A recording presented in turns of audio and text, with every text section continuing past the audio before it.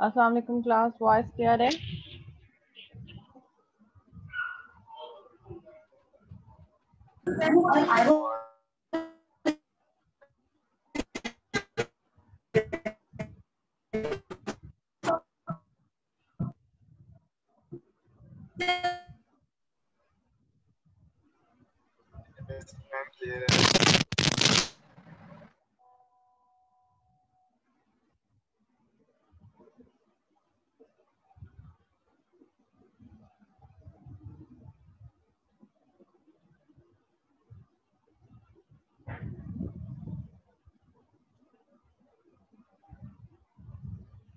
Okay, अब clear है आवाज? जी, अब क्लियर है?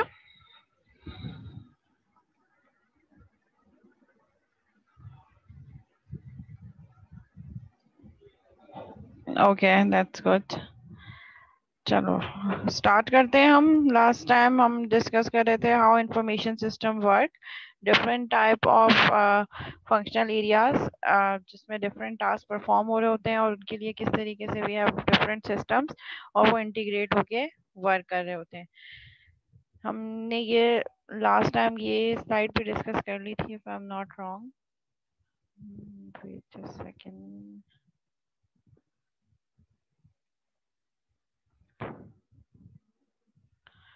Yes, we have discussed this slide.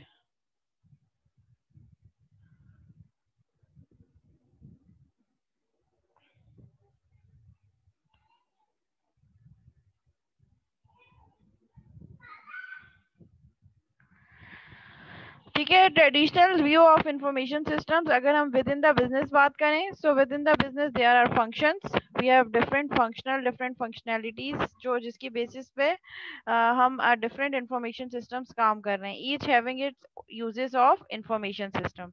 ठीक है, विद इन द बिजनेस अगर हम बात करें, within the business means within an organization. So within an organization we have multiple functions and we have information system to perform that functionality. So जो main functions हैं, late से अगर हम कह रहे हैं ऑर्डर प्लेसमेंट है, तो ऑर्डर प्लेसमेंट में आपका सेल्स डिपार्टमेंट इन्वॉल्व होगा, तो सेल्स डिपार्टमेंट के इन्वॉल्व होने में कुछ फंक्शंस होंगे कि वो क्या टास्क परफॉर्म कर रहे हैं ऑर्डर फुलफिलमेंट करने में। तो उसको भी या सेल्स डिपार्टमेंट को भी काम करने के लिए इंफॉर्मेशन सिस्टम रिकॉर्ड होगा in order to keep record of every order they have receive. Furthermore वो जो ऑर्डर सेल वाले जो है वो ऑर्डर फॉरवर्ड करेंगे, वो कहाँ जाएगा? सप्लाई चेन वालों के पास जाएगा। तो सप्लाई चेन वाले डिपार्टमेंट जो है वो भी अपना काम कर रहा होगा, जो इन्वेंट्री जिसे हम कह रहे हैं, तो उनको भी अपना काम करने के लिए इंफॉर्मेशन सिस्टम रिक्वायर्ड होगा। तो विद इन एन ऑर्गेनाइजेशन ये हमारे पास स्ट्रक्चर होता है। Outside the organisation boundaries, outside the organisation हमारे पास कौन होते हैं? Customers and vendors.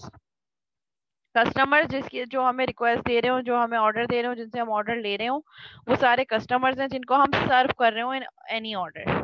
ठीक है, जिनको हम अपनी सर्विसेज प्रोवाइड कर रहे हो, जो हमारी सर्विसेज से एडवांटेज ले रहे हो, दे आर कस्टमर्स।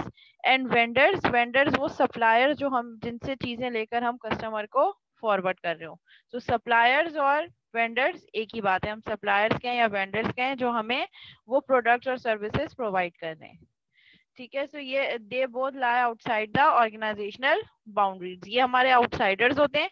और within an organisation different task perform करने के लिए हम आउटसाइड द ऑर्गेनाइजेशनल बाउंड्री लोगों से कम्युनिकेट कर रहे होते हैं। There are customers and vendors. बेटा वॉइस क्लियर नहीं आ रही?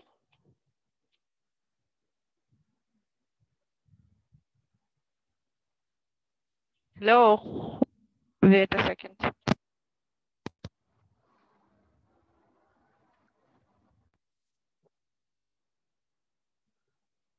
अब क्लियर है आवाज?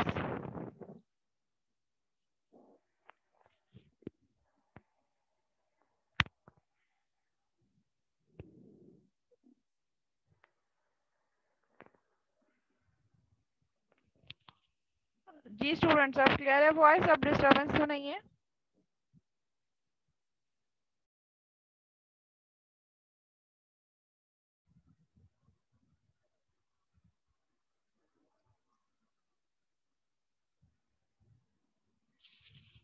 जी, अब क्लियर है voice? Hello, okay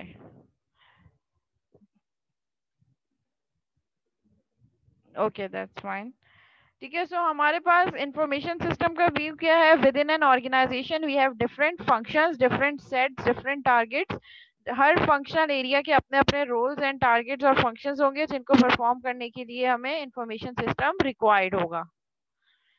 and outside the organisation boundary, यानी कि आउटसाइड द ऑर्गेनाइजेशन हमारे पास कस्टमर्स और वेंडर्स होंगे। कस्टमर्स वो लोग होंगे जिनको हम अपनी सर्विसेज प्रोवाइड कर रहे होंगे इन एनी मैनर, और वेंडर्स वो जो सप्लायर्स होंगे जिनसे हम कुछ चीजें लेकर कस्टमर के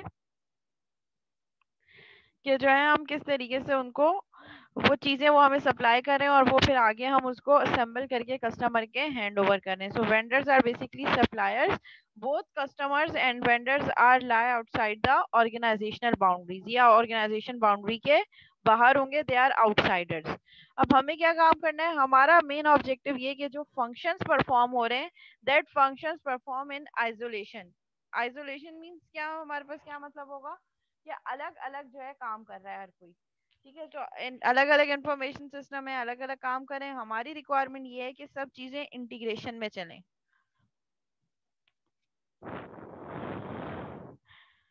ठीक है, हर डिपार्टमेंट का अपना अलग इंफॉर्मेशन सिस्टम है, अलग डेटाबेस है, अलग अलग डेटा स्टोरेज हो रहा है।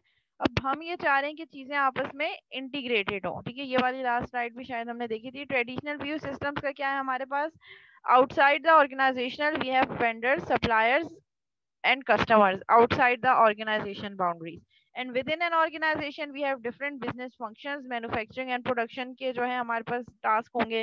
We have finance and accounting से रिलेटेड डिफरेंट टास्क होंगे। सेल एंड मार्केटिंग के अपने फंक्शंस होंगे। ह्यूमन रिसोर्सेज के अपने फंक्शन होंगे। So these are the basic 4 main functional areas जो हमारे किसी भी बिजनेसेस को रन कर रहे होते हैं। इन फंक्शनल एरियाज के अपने अपने प्रोसेसेस होंगे। प्रोसेसेस मींस कि इसमें क्या क्या काम किस सीक्वेंस में किस ऑर्डर में परफॉर्म हो रहा है। ठीक है, तो यहाँ पे हमारे पास जो है we have different business processes for each functional area. हर फंक्शनल एरिया के अपने कुछ बिजनेस प्रोसेसेस होंगे और वो बिजनेस प्रोसेसेस को फॉलो करने के लिए हमारे पास डिफरेंट इंफॉर्मेशन सिस्टम्स होंगे। फाइनेंस एंड अकाउंटिंग वालों के पास अपना इंफॉर्मेशन सिस्टम होगा। सेल एंड मार्केटिंग वालों के पास अपना सिस्टम होगा। एचआर वालों के पास एक अपना सिस्टम होगा। मैन्युफैक्चरिंग एंड प्रोडक्शन वालों के पास अपना सिस्टम होगा। सो हर फंक्शनल एरिया का अपना अपना इंफॉर्मेशन सिस्टम होगा जिसकी बेसिस पे वो फंक्शंस परफॉर्म कर रहे होंगे।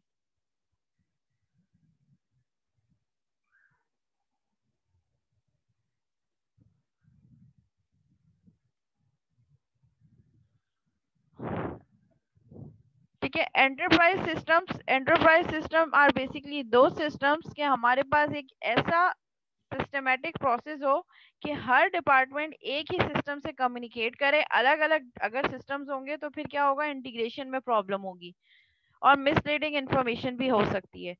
But when we are talking about the enterprise systems, so enterprise systems are basically those systems जो different functional areas को आपस में एक साथ merge कर रहा हो। मीन्स एक ऐसी एप्लीकेशन या एक ऐसा सिस्टम जो तमाम फंक्शनल एरियाज को एक साथ इकट्ठा एक जगह कर रहा हो। ठीक है, उसी डायग्राम को ये जो ट्रेडिशनल व्यू है, अगर हम उसको थोड़ा सा, that is the traditional view. Each functional area have its own business processes and have its own information systems in order to perform their functions.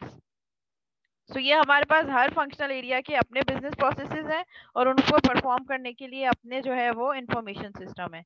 But हमारे पास क्या है, वी आर, ये ट्रेडिशनल व्यू है जो पुराने ऑर्गेनाइजेशन में इस तरीके से काम हो रहा था। लेकिन अब जो हमारे पास नई रिक्वायरमेंट्स है उसके accordingly we will need an enterprise system. Enterprise system एक ऐसा सिस्टम जिसमें आउटसाइड द सिस्टम बाउंड्रीज हमारे पास वेंडर्स और कस्टमर्स हो, और वो वेंडर्स और कस्टमर जो यहाँ पे कम्युनिकेट करें, ये कम्युनिकेट करें हमारे एंटरप्राइज सिस्टम से, एक इंटीग्रेटेड सिस्टम, और वो इंटीग्रेटेड सिस्टम तमाम डिपार्टमेंट से कनेक्टेड हो। तो इससे हमारा काम क्या हो जाएगा, और ज़्यादा एफिशिएंट और बहुत ज़्यादा एफिशिएंट होगा हमारा काम, और बहुत ज़्यादा इफेक्टिवली हम टास्क परफॉर्म कर रहे होंगे।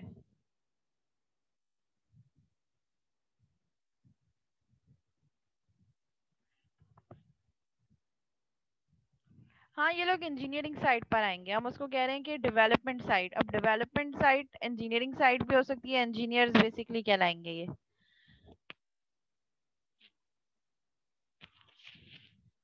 क्योंकि वहां पे फिर रॉ मटेरियल वाला एस्पेक्ट हट जाएगा, वहां पे फिर हमारे पास डेवलपमेंट साइड होगी, डेवलपमेंट टीम जो डेवलपमेंट कर रही है। अगर हम सॉफ्टवेयर हाउस की बात करें तो उसके जो डेवलपर्स हैं, सॉफ्टवेयर इंजीनियर्स हैं, मैनेजर्स हैं, वो सारे लोग क्या होंगे, वो डेवलपमेंट टीम कहलाएंगे। ठीक है, तो जब हम विद इन एन ऑर्गेनाइजेशन काम करें तो वहां पे हमारे पास एक ऐसा सिस्टम हो जो सेंट्रलाइज सिस्टम हो, जिसमें बिजनेस प्रोसेसेस पे काम हो रहा हो और वो सिस्टम हमारे तमाम फंक्शनल एरियाज से कनेक्ट हो रहा हो। सो अलग अलग इंफॉर्मेशन सिस्टम की जगह हमारे पास क्या होना चाहिए, we should have an integrated enterprise system, जो कि तमाम हमारे जो फंक्शनल एरियाज हैं उनको आपस में मर्ज कर रहा हो। बेनिफिट्स क्या होंगे इसके, अगर हम ऐसा सिस्टम डिजाइन करने जा रहे हैं तो what should be the benefits of enterprise systems. It will help to unify the firm's structure and organization. One organization, ठीक है, एक ही ऑर्गेनाइजेशन है हमारे पास, एक ऑर्गेनाइजेशन में एक ही सिस्टम है जो तमाम डिपार्टमेंट्स को कनेक्ट कर रहा है और एक स्ट्रक्चर फॉलो हो रहा है। Firm wide knowledge based management processes, ठीक है, मैनेजमेंट प्रॉपरली हो सकती है क्योंकि एक ही सिस्टम है। अगर हम अलग अलग इंफॉर्मेशन सिस्टम पे इन्वेस्ट करने के बजाय एक सेंट्रलाइज सिस्टम पे इन्वेस्ट करें जो तमाम डिपार्टमेंट को एक साथ कनेक्ट कर ले तो ज़्यादा बेटर होगा। Technology unified platform, we have unified platform, better technology जो हमारे काम को और ज़्यादा एफिशिएंट बना सकती है। Business more efficient operations and customer driven business processes, अब जो बिजनेसेस रन है, जो एंटरप्राइज सिस्टम पे रन हो रहे हैं बिजनेसेस, वो बहुत ज़्यादा एफिशिएंट हैं as compare to traditional systems, क्योंकि वहाँ पे आपके पास वेट प्रोसेस बहुत ज़्यादा था। ठीक है, वहाँ पे प्रॉब्लम बहुत ज़्यादा आ रहे थे। अब ये है कि आपके पास एक सेंट्रलाइज सिस्टम है, अगर कोई क्यूरी है तो वो फौरन फौरन फॉरवर्ड होगी और फौरन फौरन अपडेट होके आपको फौरन उसका रिजल्ट भी मिल जाएगा। सो वो जो लैग आ रहा था, एक टाइम लैग बहुत ज़्यादा आ रहा था, वो जो इंडिविजुअल सिस्टम थे, क्योंकि इंडिविजुअल सिस्टम का अपना अलग अलग डाटा है, अलग अलग डाटा बेस है, तो डाटा रिट्रीव होने में टाइम लग रहा था। यहाँ पे एक सेंट्रलाइज सिस्टम है जिसमें तमाम डिपार्टमेंट्स कनेक्टेड हैं, जिसको जो डाटा रिक्वायर्ड होगा वो इजीली उस सिस्टम से गेट कर सकते हैं। तो वो जो आपका डाटा रिट्रीवल है वो आसान हो गया, जिसकी वजह से आपके ऑपरेशंस जल्दी जल्दी कम टाइम में ज़्यादा से ज़्यादा प्रोसेसेस पे आप काम कर सकते हैं। चैलेंजेस क्या है हमारे पास, जब हम किसी चीज़ के एडवांटेजेस की बात कर रहे होते हैं तो हमारे पास उसके डिसएडवांटेजेस भी होते हैं। चैलेंजेस या प्रॉब्लम जब हम एंटरप्राइज सिस्टम्स के कह रहे हैं तो चैलेंजेस ये हैं आपके पास, डिफिकल्ट टू बिल्ड, ऐसा सिस्टम जो एक इंटीग्रेटेड सिस्टम हो उसको बिल्ड करना, उसको डिजाइन करना एक डिफिकल्ट टास्क होता है। Require fundamental changes in the way the business operates, ठीक है, आपको कुछ बेसिक चेंजेस करनी पड़ेंगी। जब आप किसी नए सिस्टम की तरफ जा रहे होते हैं तो आपको फिर अपना पूरा ऑर्गेनाइजेशनल स्ट्रक्चर चेंज करना पड़ेगा।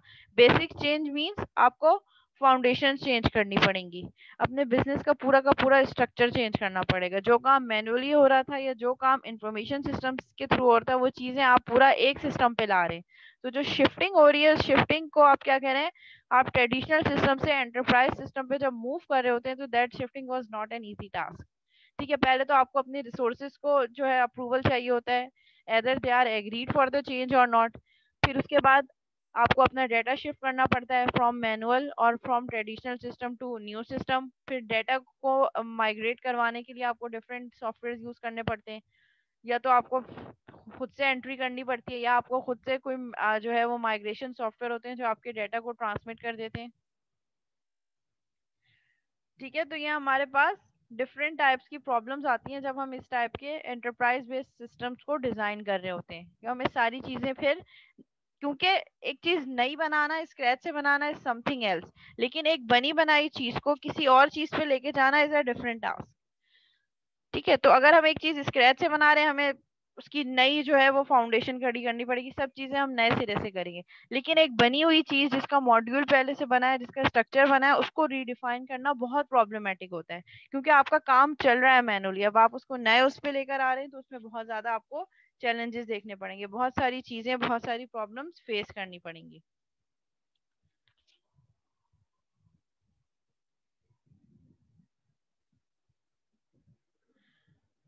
क्लास आवाज में कोई प्रॉब्लम आ रही है? कुछ स्टूडेंट्स कंप्लेन कर रहे हैं कि वॉइस का इशू है। अभी भी प्रॉब्लम है वॉइस में?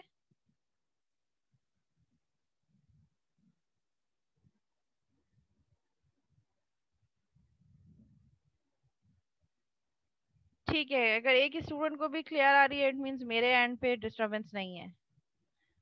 जिसको डिस्टरबेंस फील हो रही है बच्चों, आपके साइड पे कोई प्रॉब्लम होगी।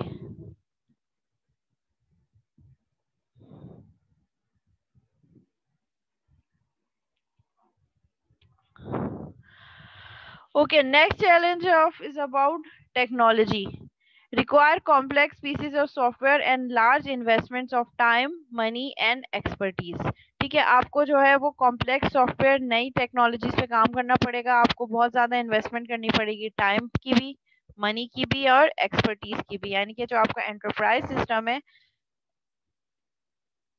ठीक है, जो आपका एंटरप्राइज बेस्ड सिस्टम है जिसको हम ईआरपी भी कह रहे हैं, ईआरपी बेसिकली उसकी जब इम्प्लीमेंटेशन होगी उसमें आपको बहुत सारी चीज़ों पे इन्वेस्ट करना पड़ेगा। आपको टाइम इन्वेस्टमेंट कर देनी पड़ेगी क्योंकि चीज़ों को सेटल होने में टाइम लगेगा। इतनी जल्दी ऐसा नहीं कि आज आपने ईआरपी सॉफ्टवेयर लॉन्च किया है तो कल से ही आपको रिजल्ट मिलना शुरू हो जाए। स्टार्ट में बहुत ज़्यादा प्रॉब्लम आएगी। वो प्रॉब्लम क्यों आएगी? क्योंकि आप एक सिस्टम को कस्टमाइज करके फिर अपने एंड से यूज़ कर रहे हैं। शुरू शुरू में चीज़ें आप अभी लर्निंग फेज पे हैं, तो जब लर्निंग फेज पे होते हैं तो फिर मिस्टेक्स भी होती हैं। ठीक है, और उन मिस्टेक्स को लर्न करके फिर आपने अपने लर्निंग कर्व को इम्प्रूव करना होता है।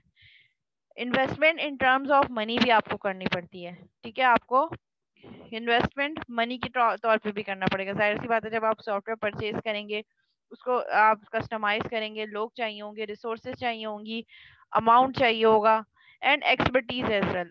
और ईआरपी सॉफ्टवेयर पे काम करने के लिए भी आपको एक्सपर्टीज चाहिए होगी। एक दफ़ा एक सॉफ्टवेयर लॉन्च हो गया, लॉन्च होने के बाद भी कॉस्ट आती है। कॉस्ट क्या आएगी? Training cost, certification cost.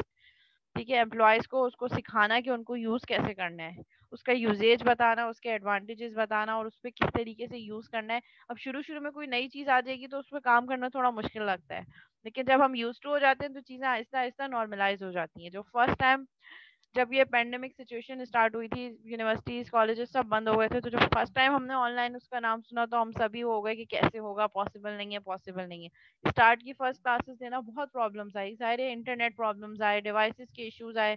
But जब हम चीज़ों के लिए आहिस्ता आहिस्ता यूज टू होगा, हमें पता चल गया कि अब हमें किस तरीके से चलना है, हमें कितना डाटा चाहिए होगा, हमें कितना जो है इलेक्ट्रिसिटी, हम किस तरीके से अपने पास जो है वो अल्टरनेट प्लान्स क्या, हम मतलब हर चीज़ हम पहले से प्लान करके अब चल रहे होते हैं कि अगर कोई ऐसी सूरत हाल हो जाए तो किस तरीके से हमने क्लास कंडक्ट करनी है, पेपर्स किस तरीके से, और आहिस्ता आहिस्ता टूवर्ड्स इम्प्रूवमेंट जा रहे हैं। स्टार्ट में बहुत प्रॉब्लम होती थी, फिर आहिस्ता आहिस्ता आहिस्ता वो चीज़ें स्मूथली चलती गई। तो कोई भी चीज़ जब नया चेंज आता है तो उस पे काम करना थोड़ा मुश्किल होता है, लर्न करने में टाइम लगता है, यूज टू होने में टाइम लगता है, लेकिन जैसे जैसे आप यूज करते चले जाते हैं चीज़ें बेहतर होती चली जाती हैं। और आपको क्या चीज़ चाहिए होगी? Centralize organizational coordination and decision making, not the best way for the firms to operate. अच्छा, यहाँ पे आपके पास क्या होगा? एंटरप्राइज सोल्यूशन है तो आप ज़्यादा फोकस अब सिस्टम पे कर रहे हैं, तो मैन पावर से आपके पास जो पावर है वो कहाँ चली गई? सिस्टम के पास। और आपके पास अब organizational coordination and decision making centralized हो गई, पहले डिसेंट्रलाइज थी। अब आप रिलाई कर रहे हैं अपने एंटरप्राइज सिस्टम पे, वो जो डेटा दे रहा है, वो जो दिखा रहा है, वो जो बता रहा है, अब आप उसी पे रिलाई कर रहे हैं। सो नाउ वहां पे जो आपके पास जो है, जो डिसीजन मेकिंग पॉलिसी थी ट्रेडिशनल सिस्टम में, जहाँ पे एक दो या बोर्ड मेंबर्स बैठ के डिसीजन लेते थे on the basis on the terms of performance, अब यहाँ पे वो सारी चीजें आपको कौन ऑपरेट करवा रहा है? Enterprise systems. क्योंकि सारी डेटा एंट्री, सारी की सारी कमांड, सब चीजें डेटा स्टोरेज एंटरप्राइज सिस्टम के अंदर है। अब उसी के बेसिस पे वो जो डेटा प्रोवाइड कर रहा है, उसी के बेसिस पे आप डिसीजन ले रहे हैं। तो अब डिसीजन मेकिंग और आपकी जो कोऑर्डिनेशन है वो सिस्टम के थ्रू हो गई है। मीन्स जो चीजें पहले आप मैनुअली कर रहे थे वो चीजें अब आप कैसे कर रहे हैं? थ्रू सिस्टम कर रहे हैं।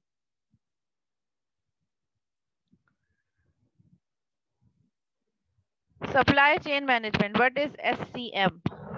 Supply chain management, close linkage and coordination of activities involved in buying, making and moving a product। ठीक है, सप्लाई चेन मैनेजमेंट, आपने कोई सॉफ्टवेयर परचेज किया है कहीं से, उसमें भी सप्लाई चेन मैनेजमेंट इन्वॉल्व होगा।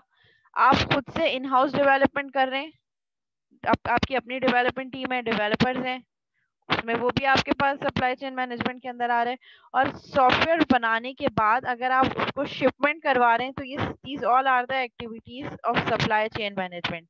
Close linkage and coordination of activities involve in buying, making and moving a product. Means project या प्रोडक्ट जो भी होता है उसकी स्टार्ट से लेकर एंड तक, उसकी पैकेजिंग से लेकर उसकी शिपमेंट तक के तमाम टास्क जो हैं वो सप्लाई चेन मैनेजमेंट के अंदर आते हैं। इंटीग्रेट सप्लायर, जो रॉ मटेरियल्स आपको प्रोवाइड कर रहे हैं या जो हार्डवेयर या सॉफ्टवेयर जो थर्ड पार्टी टूल्स आप किसी और से लेकर अगर चला रहे हैं तो वहाँ सप्लायर्स इन्वॉल्व होंगे। मैन्युफैक्चरर, जो उस चीज़ को बिल्ड कर रहे हैं, लेट से कंप्यूटर के कुछ पार्ट्स हैं या कुछ डिवाइसेस आपने यूज़ किए हैं तो उसके मैन्युफैक्चरर। डिस्ट्रीब्यूटर, जो डिस्ट्रीब्यूट कर रहे हैं उस डाटा को।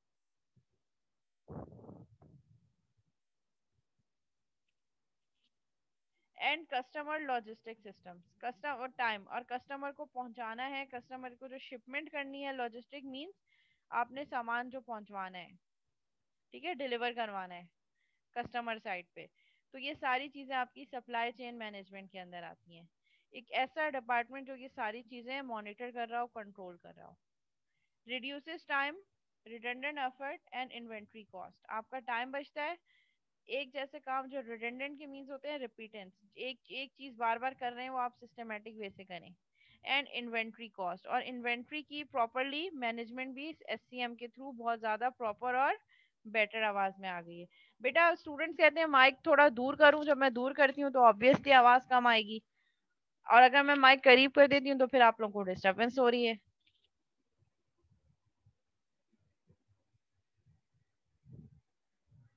Network of organisations and business processes, ठीक है, हमारी ऑर्गेनाइजेशन और बिजनेस प्रोसेसेस किस तरीके से वर्क कर रहे हैं, these all are the task of supply chain management, SCM जिसे हम कह रहे हैं।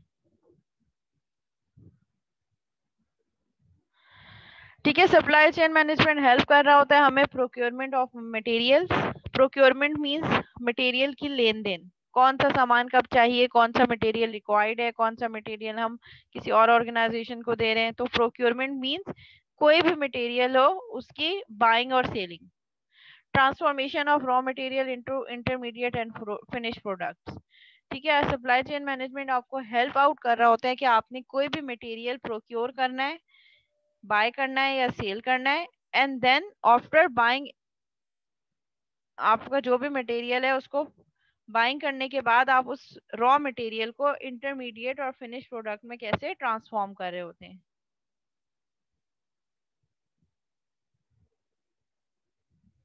नहीं, वेंडर को ट्रेनिंग नहीं देनी होगी, लेकिन वेंडर की इंफॉर्मेशन हम अपने पास रख सकते हैं, क्योंकि vendors are basically outside, lie outside the organizational boundary.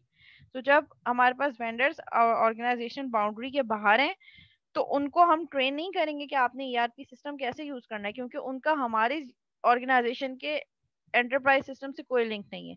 लेकिन हम उनकी इंफॉर्मेशन अपने सिस्टम में स्टोर करेंगे, ताकि जब हमें किसी से, लेट से हमारे पास लिस्ट ऑफ वेंडर्स है कि हमने किन किन से कौन कौन सा रॉ मटेरियल परचेज किया और हमारा क्या जो है वो पूरा फीडबैक रहा है, तो उसकी बेसिस पे अब हमें नेक्स्ट टाइम जब रॉ मटेरियल रिक्वायर्ड होगा तो डिसाइड करना आसानियों से हम डिसाइड कर सकते हैं कि अब हम कौन से वेंडर से परचेज करें। ये उनका कॉन्टैक्ट नंबर है, हमें डायरी नहीं देखनी पड़ेगी कि डायरी में या मेरे सेल फोन पे उनका क्या नंबर है। वो पूरी इन्फॉर्मेशन हमारे पास वेंडर इन्फॉर्मेशन हमारे सिस्टम में, एंटरप्राइज सिस्टम में होगी कि हमने कौन से वेंडर से कब कौन सा रॉ मटेरियल परचेज किया है। लॉजिस्टिक मींस डिलीवर, जब आपने चीजों को डिलीवर करवाना हो तो उसकी शिपमेंट वगैरह ये सब लॉजिस्टिक्स के अंदर आ रही होती हैं। And supply chain management also help in transformation of raw materials into intermediate and finished product। जो आपके पास raw material आ रहा है, raw material means unfinished products, ठीक है, उन रॉ मटेरियल को असम्बल करके आप कैसे इंटरमीडिएट और फाइनलाइज्ड फिनिश प्रोडक्ट बनाते हैं जो कि अब रेडी टू यूज हो। जो फिनिश प्रोडक्ट्स हैं नाउ इट्स बिल्ड, अब ये रेडी टू यूज है, उसमें भी आपकी ट्रांसफॉर्मेशन में भी आपकी सप्लाई चेन मैनेजमेंट हेल्प कर रहा होता है।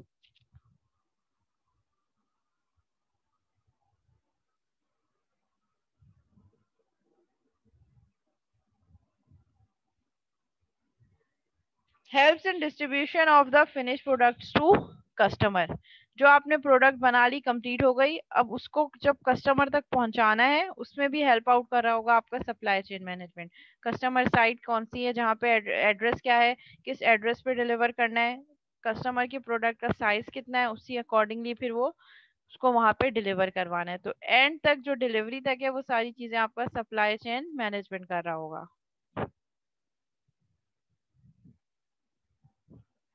Includes reverse logistics. Return items flow in the reverse direction from the buyer back to the seller. ठीक है, रिवर्स लॉजिस्टिक्स भी आपकी जो है वो सप्लाई चेन मैनेजमेंट में इंक्लूड होती है। Return items flow in the reverse direction from the buyer back to the seller. ठीक है, रिवर्स आइटम्स कौन से होंगे? लेट से हमने कोई प्रोडक्ट कंपनी, ठीक है, कंपनी ऑर्गेनाइजेशन की तरफ से एक चीज जो है वो कस्टमर को हमने डिलीवर कर दी। ठीक है, अब कस्टमर ने उसको यूज किया, अब उसमें कोई डिफेक्ट आ गया, कोई प्रॉब्लम आ गई, तो कस्टमर उसको रिटर्न बैक करेगा वापस from the buyer back to the seller. यानी कि जिसने उस आइटम को परचेज किया है, बायर, वो उस चीज को, डिफेक्टेड आइटम को दोबारा रिटर्न बैक कर देगा सेलर को।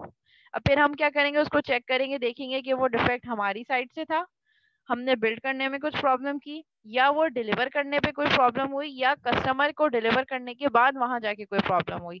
तो अगर तो वो रिपेयर हो सकता होगा तो फिर उसको रिपेयर करेंगे, उसी के अकॉर्डिंगली जो चीजें होंगी फिर हम उसी के अकॉर्डिंगली उसको परफॉर्म करेंगे। सो ये जो रिवर्स लॉजिस्टिक है ये भी सप्लाई चेन मैनेजमेंट के अंदर ही आएगी। रिवर्स लॉजिस्टिक मीन्स एक दफा आपने कस्टमर के हैंड ओवर कर दी, उसके बाद अगर उसमें कोई डिफेक्ट रिपोर्ट हो रहा है तो फिर कस्टमर दोबारा से वो चीज रिटर्न कर देगा, और फिर उस पर आप डिसीजन लेते हैं कि आपने क्या करना है। उसी को दोबारा से आप री इन्वेंट करेंगे, मॉडिफाई करेंगे, या फिर कोई उसको जो जिस पार्ट में प्रॉब्लम है उस पार्ट को रिपेयर करेंगे, फिर कस्टमर के हैंड ओवर करेंगे, या फिर एक स्क्रैच से नया सिस्टम बना के उनके हैंड ओवर करेंगे। It depends on the situation and the situation of the product. उसकी प्रोडक्ट क्या है और उसमें क्या डिफेक्ट रिपोर्ट हुआ है। सो ये रिवर्स लॉजिस्टिक भी सप्लाई चेन मैनेजमेंट का ही पार्ट है। जी उसामा, कोई क्यूरी है?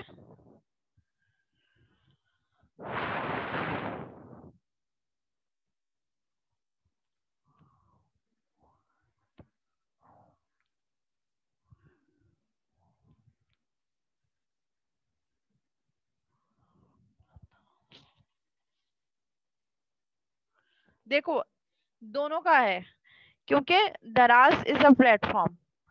सो अगर वो प्रॉब्लम आई तो दराज वाले उसी सेलर से कांटेक्ट करेंगे कि आपने जो प्रोडक्ट दी थी उसमें ये इश्यूज आए, इसकी वजह से हमारी रेपुटेशन भी खराब हो रही है। ठीक है, तो फिर ये हो सकता है कि फिर दराज वाले उस सेलर से दोबारा जो है वो कांटेक्ट ना करें। फिर फर्दर डिपेंड करता है कि आपके पास जो है वो प्रॉब्लम जो आई है उसके क्या सिचुएशन है, क्या रीजन है उस प्रॉब्लम के अकर होने के। और अगर वो दराज के थ्रू डिलीवर हुई है और वहां पे कुछ डैमेज हुआ है तो फिर सेलर, फिर एक अपनी गलती कौन मानेगा कि हाँ ये हमारे साइड का फ्लॉ है। लेकिन एट द एंड जो आपके पास जो है वो दोनों का इम्पैक्ट दोनों का खराब होगा, जो आपका थर्ड पार्टी टूल है उसका भी और जो एक्चुअल सेलर है उसका भी। Information from supply chain management system help firms. जो आपको सप्लाई चेन मैनेजमेंट से जो इन्फॉर्मेशन आ रही होती है वो आपको हेल्प आउट कर रही होती है आपकी फर्म्स को। जी उसामा, कोई क्यूरी है बेटा? अस्सलाम वालेकुम मैम। वालेकुम अस्सलाम।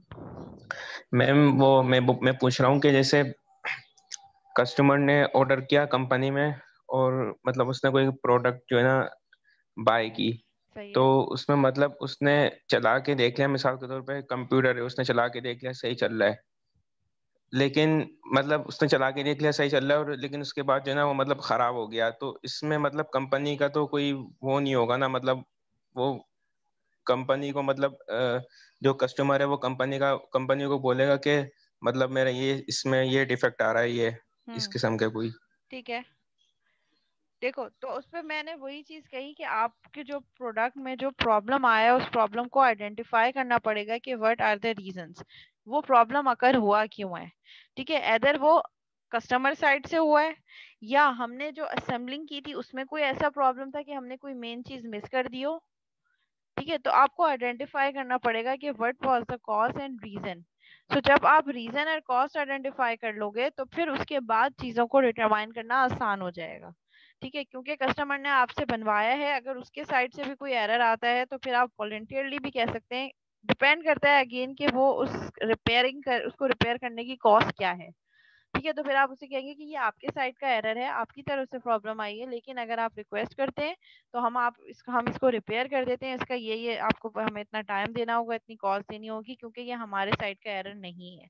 तो ये सब चीज़ें जो एग्रीमेंट होता है, क्योंकि जब कस्टमर और बायर और सेलर में जब एग्रीमेंट होता है, जब कोई कस्टमर आपकी कंपनी से कोई चीज़ बनवा रहा होता है, तो उसके लिए एक service license agreement SLA sign होता है। उस SLA में सारी टर्म्स एंड कंडीशंस डिफाइन होती हैं और आपकी कंपनी बायर को वो सारी चीज़ें बताती है कि ये टर्म्स एंड कंडीशंस हैं कि अगर आपके साइड पे एरर आया तो फिर ये होगा, इतने % डिडक्शन होगी, अगर इतने तक वारंटी पे है, फिर कोई आया है तो हम फ्री ऑफ कॉस्ट करेंगे, आफ्टर वारंटी अगर कोई प्रॉब्लम आता है तो फिर उस पर इतनी कॉस्ट लगेगी, अगर ये प्रॉब्लम आती है तो वो सारी चीज़ें उस एग्रीमेंट में सारी टर्म्स एंड कंडीशंस पहले से डिफाइन होती हैं और सारी पार्टीज उसको साइन करती हैं। It means they are agreed on all the terms and condition, और फिर उस टर्म्स एंड कंडीशन के अकॉर्डिंगली जो भी सिनेरियो होता है, फिर उसी के अकॉर्डिंगली वो चीज़ें आगे आप काम कर रहे होते हैं। ठीक है, क्लियर है?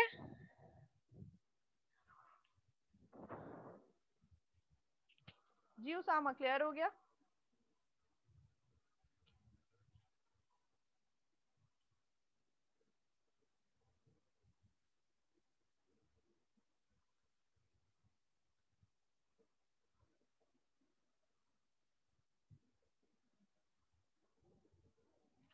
Okay, so we were discussing कि हमारे पास सप्लाई चेन मैनेजमेंट सिस्टम जो इन्फॉर्मेशन हमें दे रहा है वो कैसे हेल्पफुल होगी आपकी फर्म के लिए।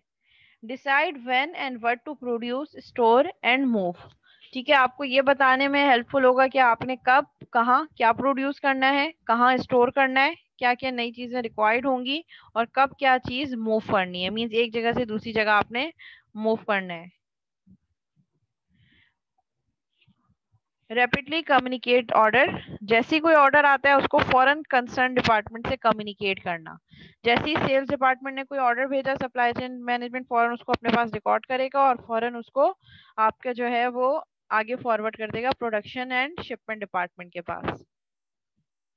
Track the status of order, जो ऑर्डर प्रोग्रेस हुए उसके स्टेटस को भी साथ साथ ट्रैक कर रहा होगा, सो दैट कस्टमर अगर कोई क्यूरी करता है तो सप्लाई चेन मैनेजमेंट फौरन से उस ऑर्डर का स्टेटस कस्टमर को बता सके कि this is the status of your current order.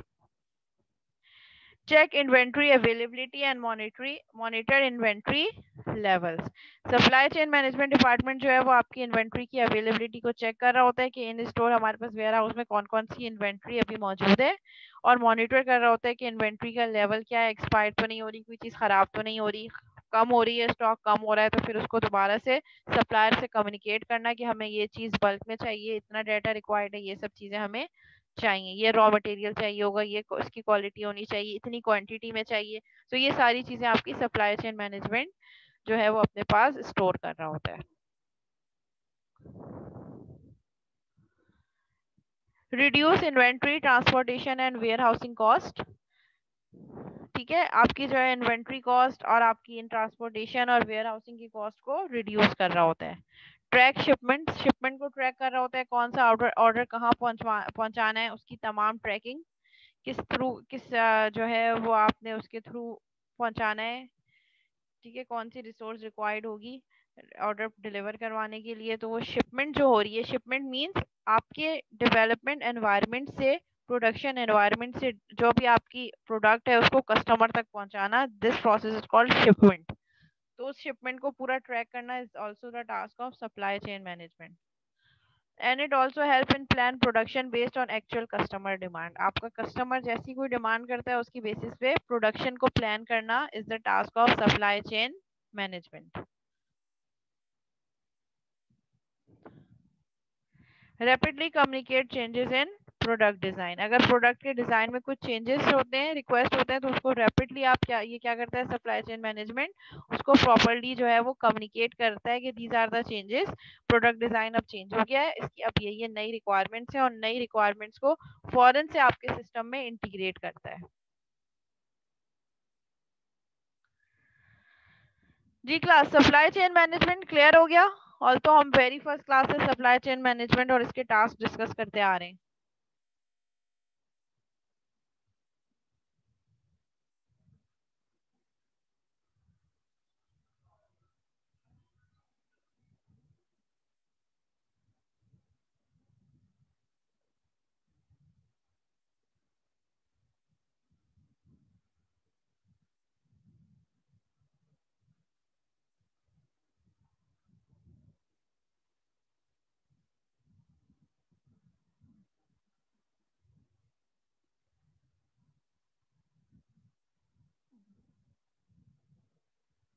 Okay सब क्लियर है, आगे बढ़ जाऊं, नेक्स्ट टॉपिक स्टार्ट करूं।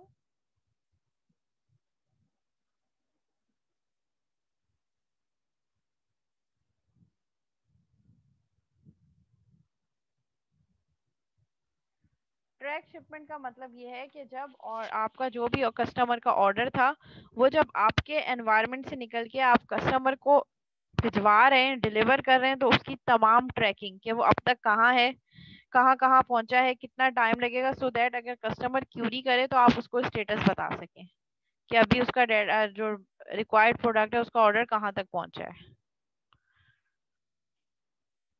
यानी कि जो आपकी जो प्रोडक्ट की डिलीवरी है उसका रिकॉर्ड भी अपने पास ट्रैक कर रहा होता है।